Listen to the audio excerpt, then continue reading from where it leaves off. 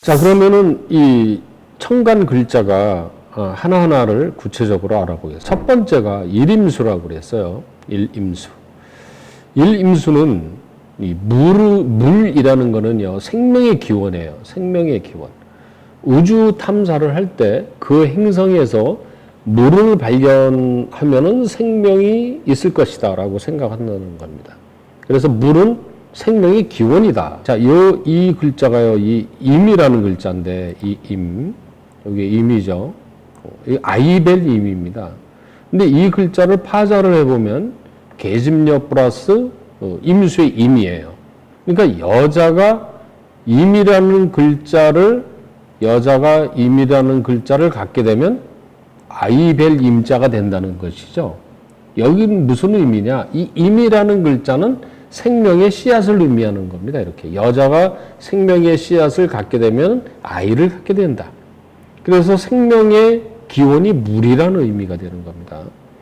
자, 그 다음에 이 임이라는 한자는요, 이 임이라는 한자는 어떻게 만들어졌냐면 이 토에다가 위에 이렇게 점이 찍혀 있다는 거죠. 여기 이 점이라는 글자가 이 생명이라는 의미가 되는 거죠.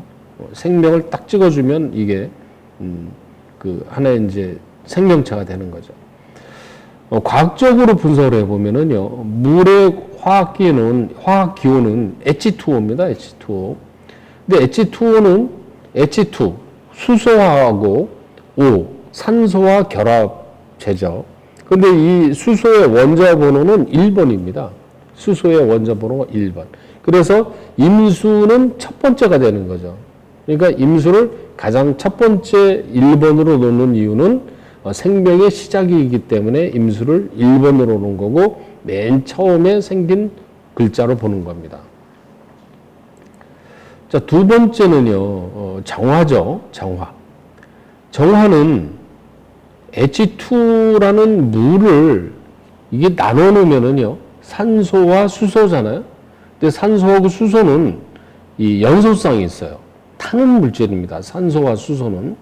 그래서 지금 수소차라는 게 뭐냐면 물을 가수분해해서 수소를 태워서 가는 차가 수소차잖아요. 그래서 이게 물로 가는 차가 나올 수 있다고 내가 옛날에 얘기를 했었던 적이 있었어요. 네. 자, 그건 무슨 얘기냐? 결국은 물 속에는 불이 들어가 있다는 뜻입니다. 물 속에서는. 이 정화라는 글자는요, 옛날에 정화 글자가 이렇게 생겼다는 거예요. 예, 정화 글자가. 즉, 화살표가 위로 올라가는 모습이잖아요. 그러니까 불은, 이렇게 불을 태우면은 위로 올라가죠, 불은. 장작불이든 모닥불을 태우면 불은 위로 솟게 돼 있어요. 그래서 정화의 기운은 위쪽으로 올라가는 기운이다. 불이 타오르는 염상의 모습이 정화의 모습이다. 그래서 정화는 서치라이트, 이런 것을 정화로 보고 있어요. 수는 이 감깨입니다. 감깨. 화는 릴깨라고 그러는데, 이 릴깨는 전에도 앞에 설명한 적이 있습니다만은 바깥에 있는 거는 음이고 가운데 있는 것은 양이라고 그랬어요. 그래서 바깥에는 음이지만 사실은 속에 양이 들어가 있는 게 물이고, 또 화는 바깥에 양이지만 속에는 음이 들어가 있는 게 화다. 그래서 물과 불은 결국은 이게요, 형태가 바뀐 거지 어찌 보면은 하나일 수가 있어요. 물이 불이 되고 불이 물이 된다는 의미가 되는 겁니다. 두 번째 이제 불이 된 거죠. 자, 세 번째가 이 얘기 하나 더 있네요. 상수라는 말은 상과 수는 하나다 이런 얘기인데 무슨 얘기냐면 여기서 일임수라고 우리가 공부하는 1이라는 숫자와 임이라는 상은 코끼리 상인데 모양을 뜻하죠. 이거는 하나로 본다는 거죠. 2라는 것은 숫자지만 이거는 정화불을 의미한다. 이런 뜻입니다. 이거는. 네. 자, 세 번째는 삼간목이에요. 삼간목. 세 번째가 삼간목이죠. 1 더하기 2는 3이 되죠. 그래서 수와 화를 연결하는 게 목입니다. 그러니까 물의 기운을 하늘로 올리는 것이 이 나무의 기운이죠. 즉 나무는요, 땅에 있는 물 기운을 끌어올리죠. 이 물이라는 거는요, 위에서 밑으로 내려가죠. 그런데 물이 유일하게 위로 솟구치는 방법은 목을 통해서 올라가게 됩니다. 물을 통해서 스포이드 작용해서 뿌리에 있는 물 기운이 나무 줄기를 타고 위로 올라가죠.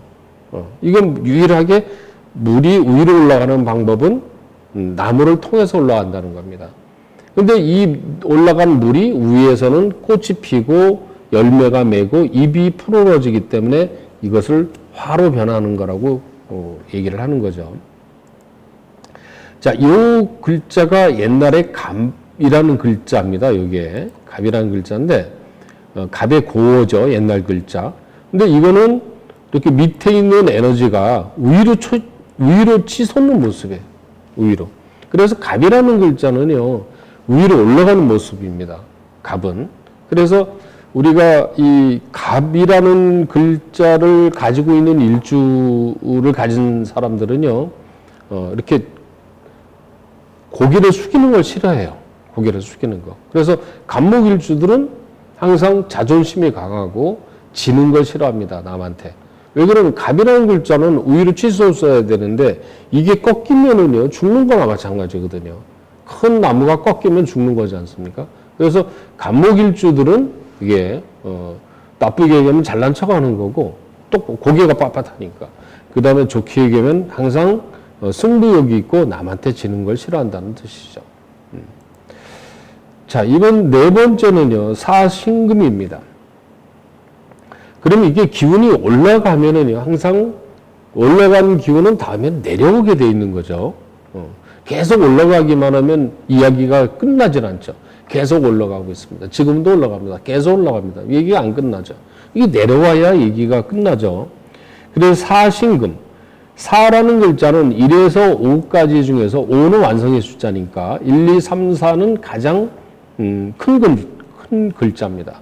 그 다음 6, 7, 8, 9, 10에서 15 완성의 숫자지만 그 전에 9라는 글자는 가장 큰 글자죠. 가장 큰 글자라는 것은 다시 얘기하면 무거운 숫자입니다.